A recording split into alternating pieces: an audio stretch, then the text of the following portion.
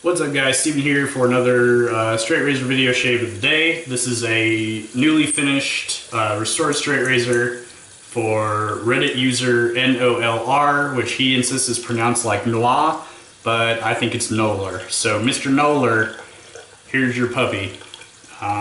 This straight razor is a George Wostenholm celebrated IXL from Sheffield.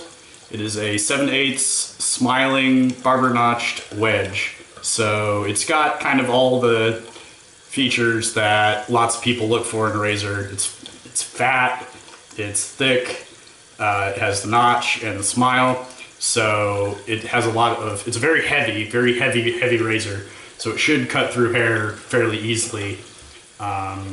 This is in red G10 with cowbone, and I'm pretty happy with how it turned out. You can see how well the smile of the spine matches the curvature of this. Not intentional at all, but it works. I mean, it fits perfectly. This one was kind of a bitch to balance in there, but I finally got it perfectly centered so it closes without hitting the sides.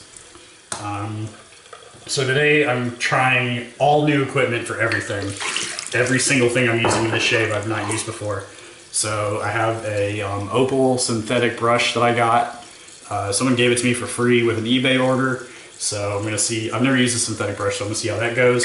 I have the Mickey Lee Hallowed Harvest shaving soap. This is kind of like pumpkin spice scented. It says pumpkin pie spice, so very powerful smell though. I mean, this one I call the white girl kryptonite because it smells like the pumpkin spice latte from Starbucks. So I'm gonna give that a shot with the old the Marco here. Last video with the Mickey Lee soap was way too dry, so I'm gonna try to not really hold back and just get this one as like wet as I possibly can, and see if I can't get a better lather out of it than I did the last one. So.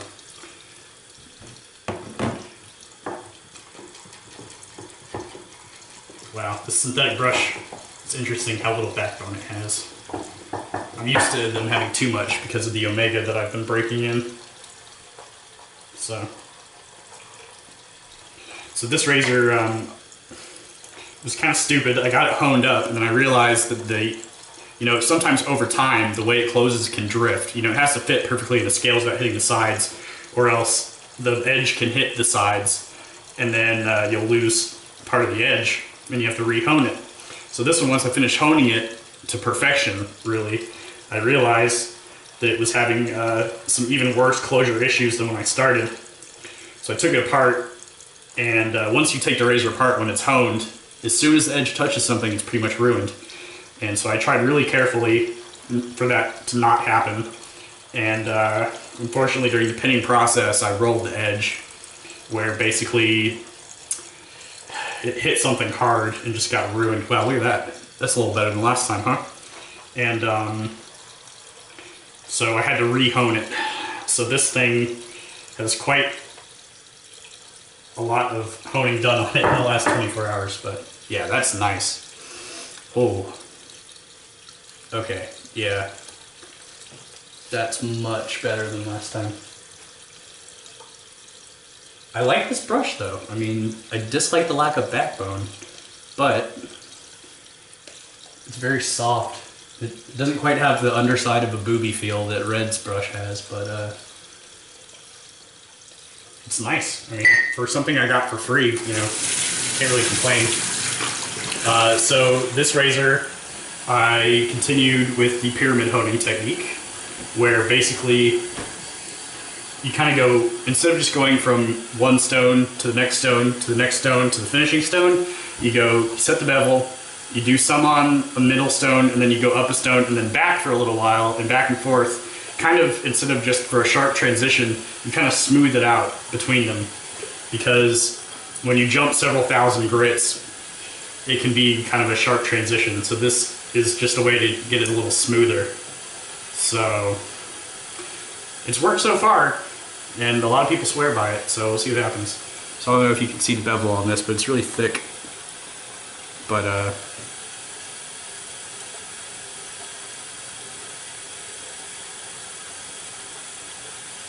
Yeah.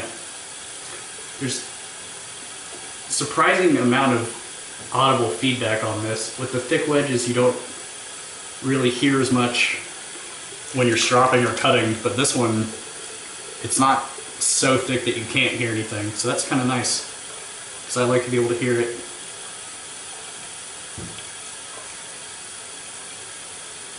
That's really nice. Very smooth. The weight of this thing really just plows right through it. And that's something that I really like. I didn't actually restore this one myself, I have to admit. I got it in an eBay lot. It came with some other ones, and this one, somebody had already tried their hand at restoring it. So they lost a little more of the roll mark than I would prefer, but they didn't do a terrible job. I mean, you know, they kept the temper, and that's really the most important thing. Because as long as you have that, you can adjust it to your liking. But, yeah, I'm definitely happy with how this turned out. I mean, this is very smooth. And, oh, there's a big old chunk of soap.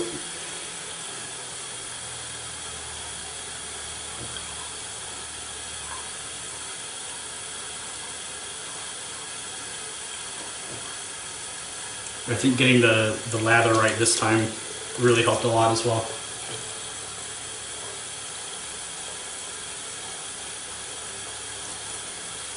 I'm still healing from the last shave of the day. You can see I have the cuts on me, and I've gotten some acne since then.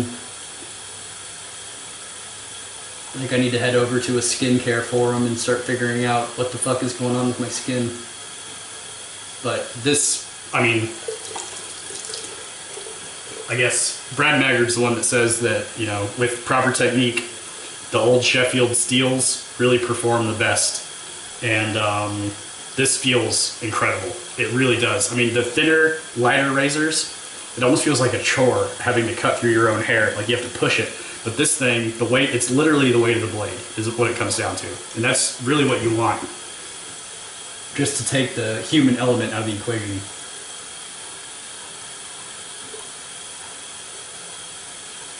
But this Mickey soap is doing a great job.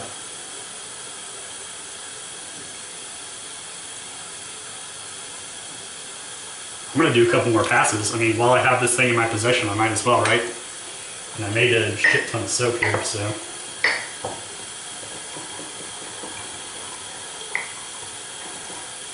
This is another one that kind of, it doesn't have a fully white color to it. I mean, I don't know if they dye it on purpose or if it's a byproduct of the ingredients, but this one has a kind of brownish hue to it.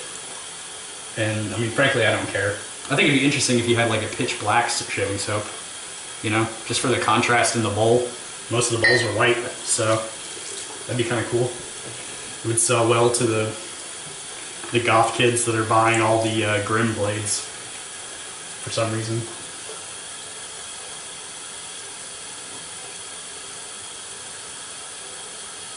But yeah, no tugging on this whatsoever. Very smooth. That's excellent.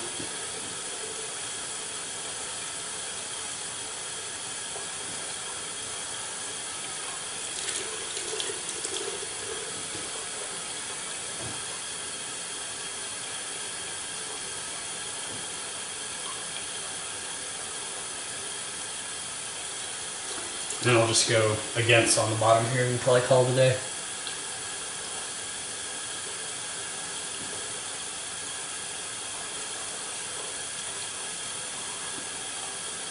That feels really nice. Normally the against the grain pass on the neck for me, not very comfortable. It's kind of an ordeal. And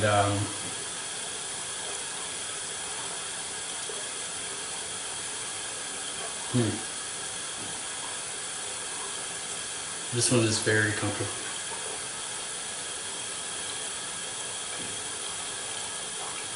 It was surprisingly easy to hone. A lot of these smiling wedges are very difficult because you have to use the rolling X strokes.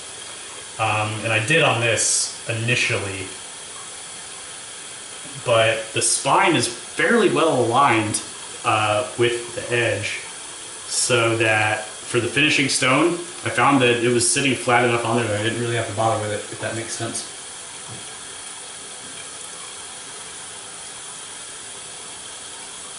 Alright, I'm really enjoying this one, so I'm going to do an against the grain on my cheeks just because I already have the lather made.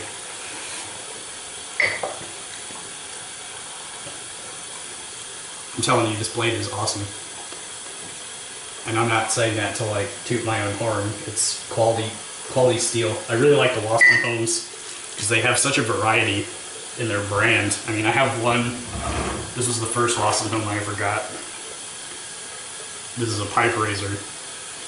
And it has the smile, but it kind of has the inverse French, where the spine is longer than the blade here. And it's only a, 4.5/8. And this one's from Whip Dog.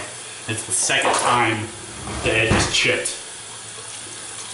Just in the normal shaving process. I don't do anything stupid with it, and it chipped again. So I'm just gonna stop sending it back to Larry to hone and hone it myself. Nothing against him, but I mean, there's something up when it keeps happening.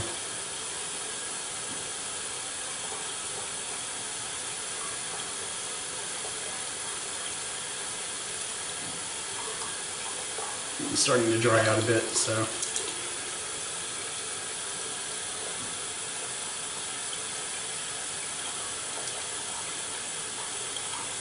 I guess this is why some people add water to the soap halfway through. I meant to do that and didn't, but whatever. Let's give it a little feel here.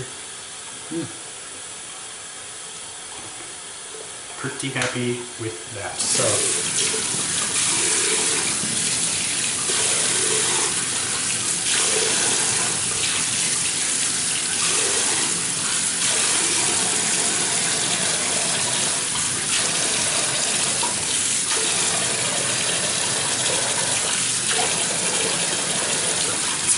It's only like 30 degrees in Atlanta today, so I'm keeping my shirt on because my bathroom does stay very cold.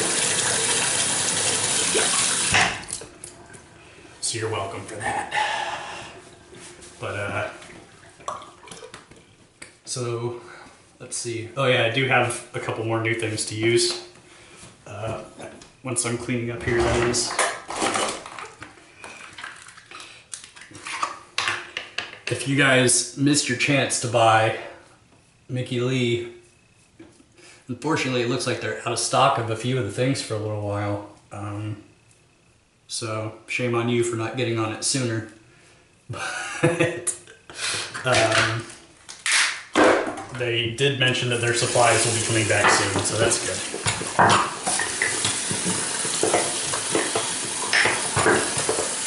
But yeah, this synthetic brush, I mean, I might actually give the Plisson a try after using this like cheap shitty one, because it made, I mean, I don't know if it made a difference, but it made a good impression on me.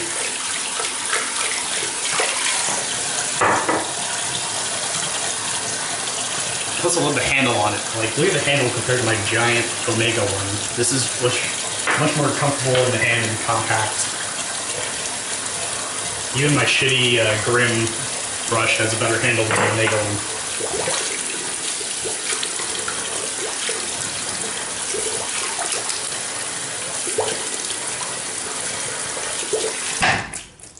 one. Okay, and so the last thing I'll do today, the insistence of Mr. Red, I have purchased some Barrister & Man aftershave. This is, I don't actually speak French or know how to pronounce French things, so this is either Fougère or Fougère Classique aftershave. And I don't know if it's quite as like amazing as he said it was, but we'll see. Oh, okay. So it does smell a little different on my face than it does in the bottle. But very classy. I mean, it doesn't quite have like the James Bond scent to it, but it's really cooling. Interestingly, it's really cooling a lot of the burn that I had on my face compared to like this shitty Gillette one that I use, which accelerates the burn. So I can see, he mentioned that it did have kind of like some healing aspects to it, and I can really see that, or I think I can. So thanks very much for the recommendation. Mr. Red, and I will continue to use this. I had said I would give it to him if I didn't like it, but in your face, I think I do like it. So thanks very much for watching. Mr. Miller, your blade will be in the mail off to Canada, in the next few hours. So, see you all next time.